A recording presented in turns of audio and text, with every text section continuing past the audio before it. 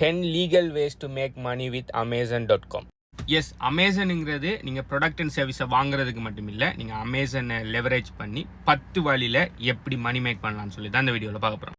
அதில் 10வது மெத்தட் தான் உள்ளதுலேயே ஈஸியான மெத்தட். யார் வேணுனாலும் ஸ்டார்ட் பண்ணலாம். ப்ளஸ் கெரி வேனச்சாக் எல்லா வீடியோஸ்லையும் அநேகமான வீடியோஸில் அவர் புஷ் பண்ணுறதும் அதே மெத்தட் தான். அவர் சின்ன வயசில் இருக்கக்குள்ள அவர் முதலாவது என்டர்பிரினர்ஷிப்புக்குள்ள வாரத்துக்கு முதல் அவர் ஸ்டார்ட் பண்ணினதும் அந்த பிஸ்னஸ் மாடல் தான். ஓகே, ஸோ வீடியோவை கடைசி வரையும் பாருங்கள், இந்த 10 வேஸ் எப்படின்னு சொல்லி தெரிஞ்சோன்னு சொன்னால். Number 1, Amazon FBA, fulfilment by Amazon. உங்களோட ப்ராடக்ட்ஸை அமேசான் வேர்ஹவுஸில் ஸ்டோர் பண்ணி எப்பப்பெல்லாம் அமேசானுக்கு கூட சேல் நடக்குதோ அமேசான் என்ன பண்ணுவாங்கன்னு சொன்னால் அந்த ப்ராடக்டை ஃபுல்ஃபில் பண்ணுவாங்க. அதாவது அதை பேக்கேஜ் பண்ணி எந்த கஸ்டமரோட பண்ணாரோ அவருக்கு ஷிப்மெண்ட் பண்ணுவாங்க. நீங்கள் ஷிப்மெண்ட் பண்ண தேவையில்ல. ஓகே, இதுதான் ஃபுல்ஃபில்மெண்ட் பை அமேசான் சொல்கிறேன்.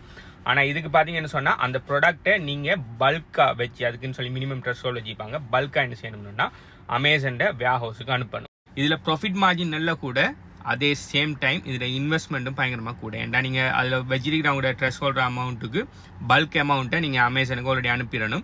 ஸோ நீங்கள் அனுப்புகிற ப்ராடக்ட் பார்த்தீங்கன்னு சொன்னால் உங்களோட ஓன் ப்ராடக்ட் அடிக்கலாம். அப்படி இல்லாட்டி சைனா மாதிரி பல்காக நீங்கள் ஹோல்சேலர்ஸை கண்டுபிடிச்சி அங்கேருந்து பல்காக டிரெக்டாக கூட நீங்கள் அமேசான் ஃபுல்ஃபில்மெண்ட் சென்டர்ஸுக்கு அனுப்பி உங்களோட ப்ராடக்ட் அண்ட் சர்வீஸை நீங்கள் என்ன செய்யலாம், அமேசான் வெப்சைட்டில் இது பண்ணலாம், என்ன லிஸ்ட் பண்ணி.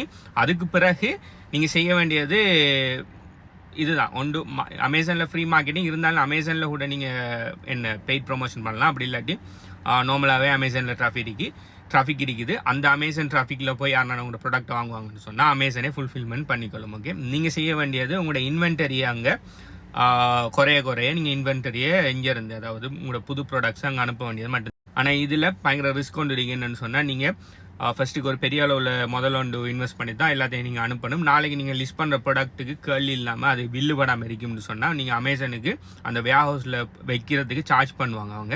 ஸோ நீங்கள் சேல்ஸே இல்லாமல் அவனுக்கு வாடகை கட்டிகிட்டு இருக்க வேண்டி வரும். ஸோ அதில் லொஸ்ட் ஆகிறதுக்கு நிறைய சான்ஸ் இருக்குது. ஆனால் உங்களோட ப்ராடக்ட் நல்ல ஹை டிமாண்ட் இருக்கிற லோ காம்படிஷனில் இருக்கிற ப்ராடக்ட் இருக்கும்னு சொன்னால் கண்டினியூஸாக சேல் நடக்கணும்னா இது வேறு லெவல் பிஸ்னஸ். எனக்கு தெரிஞ்சு ஸ்ரீலங்காவில் கூட சிலாக்கள் செய்கிறாங்க, சிலாக்கள் செஞ்சுறாங்க, மாதம் லட்சக்கணக்கில் ஏர்ன் பண்ணிட்டு இருக்காங்க. ஓகே, சின்ன அமௌண்ட்டில் பெரிய அளவில். ஏன்னா அமேசானில் ஒரு ப்ராடக்ட் ஒன்று கிளிக் ஆகி நல்ல ரிவ்யூ வந்து கண்டினியூஸாக சேல் நடக்குதுன்னு சொன்னால் நீங்கள் சில நேரம் அமேசான் அந்த இதில் பார்த்தீங்கன்னா வழங்குங்க. ஓகே, லாஸ்ட் மந்தில் 1000 வாங்கியிருக்காங்க, 2000 வாங்கியிருக்காங்க, 10,000 வாங்கியிருக்காங்கன்னு சொல்லி விழும். அதாவது 10,000 பேர் அந்த ப்ராடக்ட்டை வாங்கியிருக்காங்க. அந்த ப்ராடக்ட் கூட இருந்தால் யோசிச்சு பாருங்கள் எந்த அளவுக்கு சேல்ஸ்ன்னு சொல்லி. நம்பர் 2, அமேசான் அசோசியேட், அதாவது அமேசான் அஃபிலியேட் ப்ரோக்ராம். ஓகே, அமேசானில் பார்த்தீங்கன்னு சொன்னால் லட்சக்கணக்கில் ப்ராடக்ட்ஸ் இருக்குது. அதில் எந்த ப்ராடக்ட்டை வேணுனாலும் நீங்கள் அமேசான் வெப்சைட்டுக்காக கீழே போய் அமேசான் அசோசியேட்ஸ் இருக்கும், அதில் போய் நீங்கள் ரெஜிஸ்டர் பண்ணிங்கன்னு சொன்னால் நீங்கள் எந்த ப்ராடக்ட் வெப்சைட்டுக்கு போனாலும் மேலே உங்களுக்குன்னு சொல்லி ஒரு யூனிக் லிங்க் கொண்டு தருவாங்க. ஓகே, அந்த லிங்க் பார்த்தீங்கன்னு சொன்னால் அந்த ப்ராடக்ட்டுக்குரிய அஃபிலியேட் லிங்க். அந்த லிங்க்கை நீங்கள் மார்க்கெட்டிங் பண்ணி, அதாவது உங்களோட திறமை கூட நீங்கள் மார்க்கெட்டிங் பண்ணி அந்த லிங்க்கு கூட ஒரு ஆள் வந்து அந்த ப்ராடக்ட்டை வாங்கினாலும் சரி, அப்படி இல்லைன்னு சொன்னால் 24 ஹவருக்குள்ளே நினைக்கிறேன், 24 ஹவருக்குள்ளே அவர் வேறு எந்த ப்ராடக்ட்டை வாங்கினாலும் உங்களுக்கு அமேசான் 1 to 3%, அதாவது 10% குறைய தான் கமிஷன் பர்சன்டேஜ் குறையும். ஏன்னா ஃபிசிக்கல் ப்ராடக்ட்ஸ்க்கு நார்மலாக கமிஷன் பர்சன்டேஜ் குறையும், ஆனால் உங்களுக்கு கமிஷன் கிடைக்கும். லெட்ஸே நீங்கள் ஏதோ ஒரு ப்ராடக்ட் ஒன்று நீங்கள் மார்க்கெட்டிங் பண்ணுறீங்க, ஆனால் அவர் வந்து அந்த ப்ராடக்ட்டை வாங்கலை, ஆனால் போய் அவர் விலை கூட்டின ஏதோ ஒரு ப்ராடக்ட்டை வாங்குறாரு, இல்லாட்டி அதே ப்ராடக்ட்டை வாங்கினாலும் உங்களுக்கு கமிஷன் கிடைக்கும். இது நார்மலாக செய்கிற affiliate marketing. Physical product affiliate மார்க்கெட்டிங்கில் வரும். Number 3, merch by Amazon. Merch by அமேசானில் பார்த்தீங்கன்னு சொன்னால் நீங்கள் டிசைன் மட்டும் தான் கிரியேட் பண்ணுறோம். ஓகே, மக்கில் டிஷர்ட்டில் எல்லாம் பிரிண்ட் பண்ணி எடுக்கிற பிரிண்ட் ஆன் டிமாண்ட் தானே, அதுதான் இங்கே இருக்கிற மர்ச் பை அமேசான். நீங்கள் உங்களோட டிசைனை நீங்கள் சப்மிட் பண்ணுவீங்க அமேசானில்.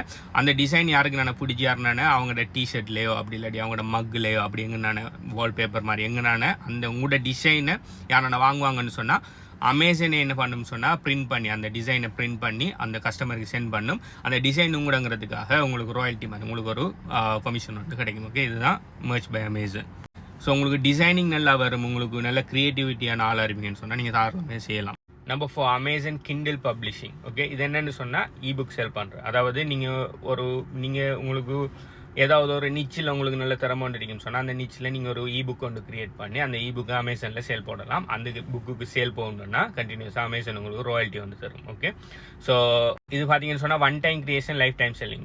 ஃபிசிக்கல் ப்ராடக்ட்ஸை பார்த்தீங்கன்னு சொன்னால் கண்டினியூஸாக விற்க நீங்கள் இன்வென்ட்ரி அப்டேட் பண்ணிட்டு இருக்கீங்க. ஆனால் இது டிஜிட்டல் ப்ராடக்ட்ஸை பார்த்தீங்கன்னு சொன்னால் ஒரு தரம் தான் நீங்கள் கிரியேட் பண்ணுற, அது கடைசி வரை சேல்ஸ் நடக்க உங்களுக்கு கண்டினியூஸாக மணி ஏர்ன் பண்ணிகிட்டே இருக்கலாம்.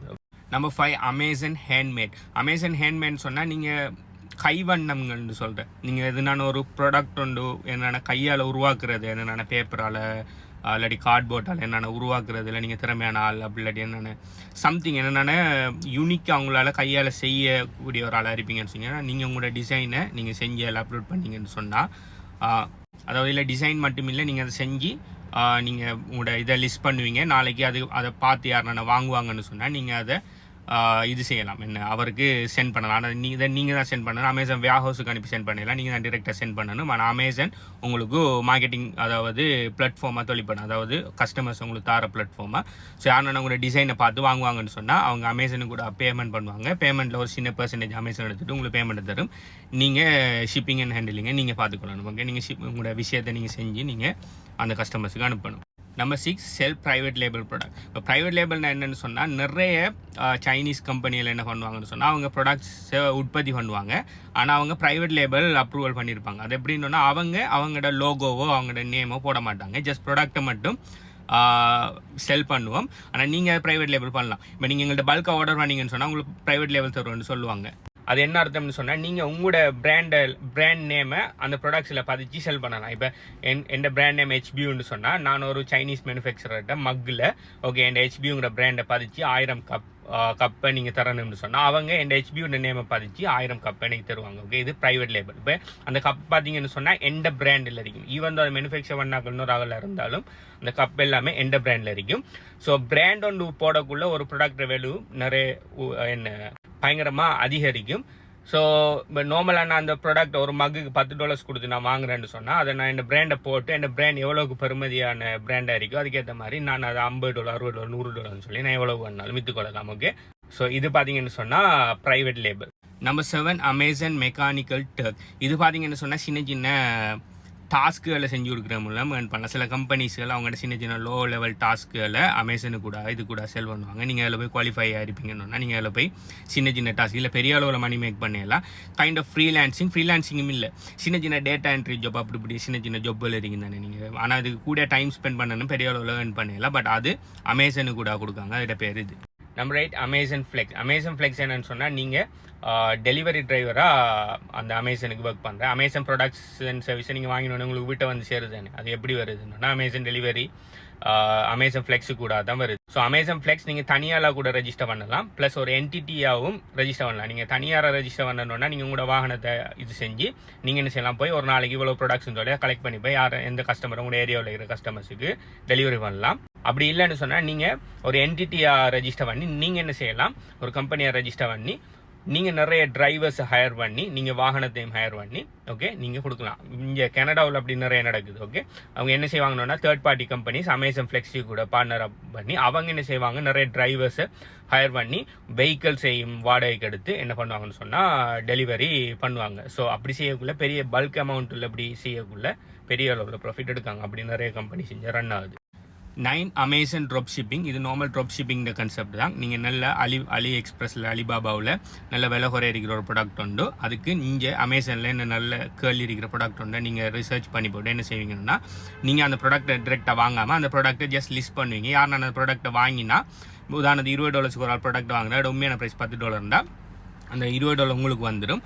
அதுக்கு $10 போய் நீங்கள் அந்த ப்ராடக்ட்டை ஆர்டர் பண்ணி இந்த கஸ்டமர் அட்ரஸ் அங்கே கொடுத்தீங்கன்னு சொன்னால் $10 அந்த ப்ராடக்ட்டை அந்த கஸ்டமருக்கு அவங்க டிரெக்டாக அனுப்பிடுவாங்க. அப்போ உங்களுக்கு இடையில லாபம் $10 மாதிரி. ஆனால் இதுக்கு பார்த்தீங்கன்னு சொன்னால் பயங்கர காம்படிஷன். நீங்கள் $10 இருக்கிற ப்ராடக்ட்டை $20 விற்கிறதுக்குரிய நல்ல ப்ராடக்ட்டை கண்டுபிடிக்கிறது இது பெரிய டாஸ்க். 10வது ரீட்டைல் ஆர்பிட்ராஜ். இதுதான் என்ன செய்கிறேன்னா நீங்கள் லோக்கல் ஷாப்புகளில் வால்மார்ட் அப்படியான சின்ன சின்ன ஷாப்புகளில் போய் டிஸ்கவுண்ட்டில் இருக்கிற ப்ராடக்ட்டை பார்த்து அந்த டிஸ்கவுண்ட்டில் இருக்கிற ப்ராடக்ட்டை நீங்கள் வாங்கி அதை அமேசானில் லிஸ்ட் பண்ணி செல் பண்ணுறேன். இப்போ உதாரணத்துக்கு ஒரு டிஸ்கவுண்ட் ப்ராடக்ட் வந்து $10 பார்க்கிங்க, அதை அமேசானில் $20 போட்டு நீங்கள் செல் பண்ணலாம். இப்போ நார்மலாக ரீட்டைல் ஸ்டோர்கள் இது மாதிரியான வால்மார்ட் எல்லாம் என்ன பண்ணுவாங்கன்னா அதே மாதிரி டிஸ்கவுண்ட் போடுவாங்க. ஆனால் அதே மாதிரி டிஸ்கவுண்ட் அமேசானில் இருக்காது. அப்படியான டிஸ்கவுண்ட் ப்ராடக்ட்ஸை நீங்கள் கண்டுபிடிக்கணும்னா அதை வாங்கி அதை இஞ்சால மாதிரி விற்கலாம். இதுக்கு நல்ல பிளேஸ் ஃபேஸ்புக் மார்க்கெட் பிளேஸில் கூட நீங்கள் நல்ல ப்ராடக்ட்ஸ்களை வாங்கி அதை அமேசானில் விற்கலாம். ஸோ இதுதான் கேரி வேனச்சாக்கிட்ட மெயின் பிஸ்னஸ், அதாவது அவர் இதுக்கு வாரத்துக்கு முதல். ஸோ இந்த 10 ஏர்னிங் மெத்தட்ஸில் உங்களுக்கு பிடிச்ச ஏர்னிங் மெத்தட் எதுன்னு சொல்லி கீழே கமெண்ட் பண்ணுங்க.